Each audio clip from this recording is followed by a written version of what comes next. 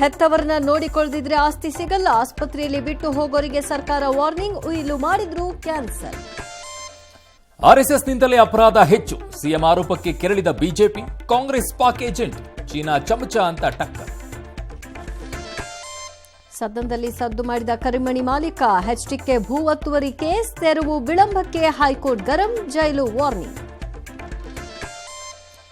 Annabhagya guarantee ಗೊಂದಲ. Ration ಅಂಗಡಿಗಳ ಮುಂದೆ ನೋ ಸ್ಟಾಕ್ ಬೋರ್ಡ್. ಅಕ್ಕಿ ಇದೆ, ಕೊಡ್ತೀವಿ ಅಂತಾರೆ ಆಹಾರ ಮಂತ್ರಿ.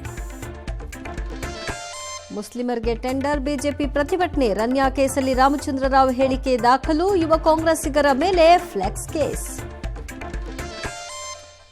ಸುನಿತಾ ವಿಲಿಯಮ್ಸ್ ಭೂಸ್ಪರ್ಶಕ್ಕೆ ಕೌಂಟ್ ಡೌನ್. ನಾಳೆ ರಾತ್ರಿಯೇ ಭೂಮಿಗೆ ವಾಪಸ್. ಮೋದಿ ಫಾರಿನ್ ಪಾಡ್ಕಾಸ್ಟ್ಗೆ ಕಾಂಗ್ರೆಸ್ ಟೀಕೆ.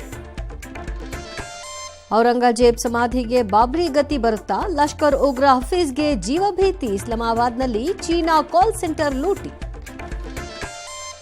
ಮೆಟ್ರೋ ಪ್ರಯಾಣ ದರ ಹೆಚ್ಚಳ ನಮ್ಮ ಕೈಯಲ್ಲಿಲ್ಲ ಅಂತಾರೆ ಸಿಎಂ. ರಾಜ್ಯದಲ್ಲಿ 3 ದಿನ ಬಿಸಿಗಾಳಿ. ಅಪ್ಪು 50ನೆಯ ಜನ್ಮದಿನ. ಅಭಿಮಾನಿಗಳ ಸಂಭ್ರಮ.